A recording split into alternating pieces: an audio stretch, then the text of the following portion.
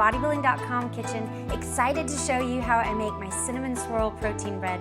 It's one of my favorite things to eat. I can eat it as a snack or even as a meal because it's got your healthy carb and your healthy protein. So let's get started. First thing you're gonna wanna do is preheat your oven to 350 degrees. The next thing I did was I got my pan ready. This is a 8 by 8 inch Pyrex dish. I just did a light little nonstick spray and you can set that aside. And then I got all my ingredients together, and for this I want a large bowl for my dry ingredients and a smaller bowl for my wet ingredients. So the first ingredient I'm using is oat flour. In the supermarket, this is what oat flour looks like. Now I'm often asked if this is gluten-free, and oats typically are gluten-free, but one thing to note is that unless it doesn't indicate it on the bag, you're never really sure if maybe it was cross-contaminated in processing. So for this one it doesn't indicate gluten-free, but for the most part oats are. But if you're concerned, be sure to look for that indication on the label. If you can't find the oats in the supermarket, you can actually make your own. You can use a coffee grinder and just grind a little bit at a time, or you could use a blender. Just make sure to know that sometimes you can't get it as finely ground as what's in the package, so you might have to increase the amount that you're using for the recipe. In this large bowl, I've added 1.5 cups of the oat flour, and to that, I'm gonna add a vanilla whey protein. Now you can use whichever one you'd like. There's 2 scoops in here. Make sure to know though that the different flavors from the different manufacturers will make them taste differently. So I like to use one that has as few ingredients in it as possible. The cleaner the better. So I'm gonna dump that into my oat flour. And then to that, I'm gonna add my salt and my baking soda. Now if you use a leavening agent like baking soda or baking powder, you usually need salt because that makes it react. So I'm gonna use a tablespoon of the baking soda and a 1/2 teaspoon of the salt, add those in. And then to this dry ingredient batter, I'm gonna actually add 1/4 cup of stevia. This is what stevia looks like at the supermarket. Stevia is a great natural sweetener because it's no calorie and it has no carb, but I don't typically use just stevia alone to sweeten my recipes because it can be kind of bitter. There's different brands of stevia. There's stevia and there's another brand called Truvia. Truvia is a great option too, but it's typically more expensive. There's 2 sides to the stevia plant. This one tends to be slightly more bitter. It is cheaper. And then the Truvia, you usually see it in packets or in a little tiny tub for baking. We're going the cheap route today. So that's it for our dry ingredients. We do have these 2 other ingredients. These are the extra special ones that just make it extra yummy, but we're gonna use those later, so I'm gonna keep those to the side. I'm gonna get my whisk and just mix this up really well. Make sure I get that baking powder all incorporated because sometimes if you don't, it won't bake evenly. So I think that looks good. So I'm gonna set that to the side and get this smaller bowl ready for my wet ingredients. For the wet ingredients, we're gonna need 2 egg whites.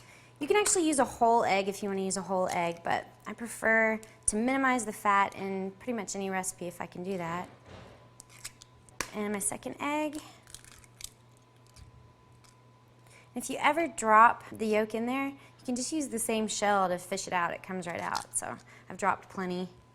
And then to the eggs, I'm gonna add 1 jar of baby food applesauce. Now you can use regular applesauce, but one of the reasons I like the baby food brand is there's typically no additives. As long as you read the label, there's no additives and it's nice and portion controlled. So I'll open that, get all the good stuff off the top, and then scoop this out. But again, just unsweetened applesauce from the jar, that works just as well. That's my additional sweetener, one of them, to the stevia, which actually will cut some of that bitterness. Next thing I'm gonna add is gonna be my yogurt. And I choose Greek yogurt because Greek yogurt actually has less sugar and it has added protein. So I only need a 1/2 container of this. So I'm gonna scoop that out. That's gonna add some moisture to this bread. The baby food applesauce and the yogurt actually replace the butter and oil in a traditional recipe. So I'll add that. And then for a substitute for milk, I'm using my unsweetened almond breeze. Now almond breeze, again, I like this better than say soy or rice milk because it has, again, added protein. So it's just more nutritious and it's healthy fat, so I'll add that. I'm gonna do about 1 cup. And that's about it for my wet ingredients. Make sure I combine that really well. This is really a pretty simple recipe. And it tastes really, really good. It's, again, one of my favorites. You can actually make this in either the 8x8 like we're gonna do, or you can do it in a traditional loaf pan. Now that I've mixed all the wet ingredients, I'm gonna add the wet ingredients to the dry ingredients. So I'll get my large bowl back, and I wanna get my little rubber spatula so I can get all of the wet ingredients out of there. Just really scrape the bowl. The more moisture, the better, because then they'll be nice and moist and stay that way, not get dried out. So I've added the wet to the dry, and I'm going to mix that. And let's see. And you want it to be slightly runny because it needs to pour really easily. So if it's too thick, you can always add a little bit more of the almond breeze or almond milk, whichever brand you want to choose. All right, that looks pretty good. I'm always tempted to lick it, but I won't because there's raw eggs in there.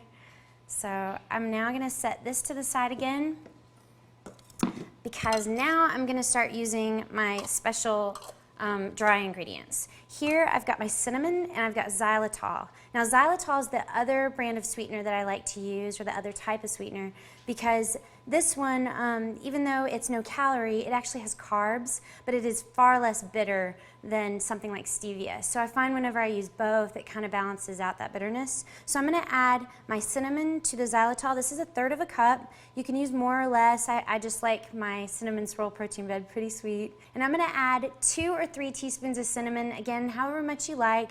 I added 3, I really, really like cinnamon, so I'll pour that in. Let me mix that up really well. Now xylitol does tend to be a little more granular than traditional sugar, and more granular than the stevia. But I think that's good because it actually helps sort of maintain that layer that we're trying to create in our protein bread. And also, I don't know if you know, but xylitol is actually the same thing that's used in fluoride toothpaste, and it's actually good for your teeth. So imagine that, a sugar that's good for your teeth. So I think that's nice and mixed, looks pretty good. So now I'm gonna set these things aside, grab my pan. Now we'll start putting together our dessert. I'm gonna pour a really shallow layer on the bottom of the pan and kind of spread that out. The thinner the better, because if you pour half the batter, which seems like that should be fine, typically you're gonna kind of miss that little cinnamon layer that's in between. So I'll spread that out really well. That looks pretty good. And again, depending on your protein, the consistency of your batter might vary a little bit. So now I'm gonna add my cinnamon xylitol mixture. Cinnamon sugar, we'll just call it that. Sounds better. And it's pretty heavy. I like to actually add more than half. So that's covered pretty well. Got about that much left, I guess, for the top. And that's what my middle looks like. So then I'm gonna pour the rest of the batter on top. And you just kind of want to do it where it's, you know, even. Make sure you get it all covered. And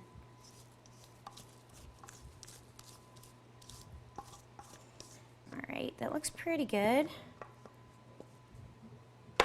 So I'm going to spread that out. And then I'm just going to add the rest of the cinnamon sugar on top.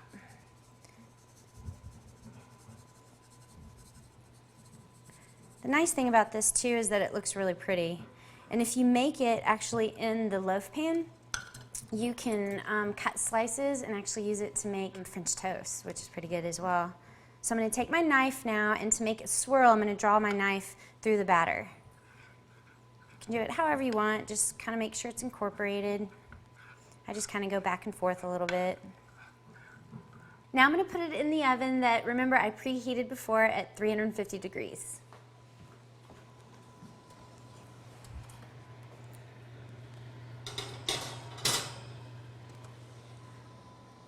Okay, it's been 24 minutes. Let's check our cinnamon protein bread.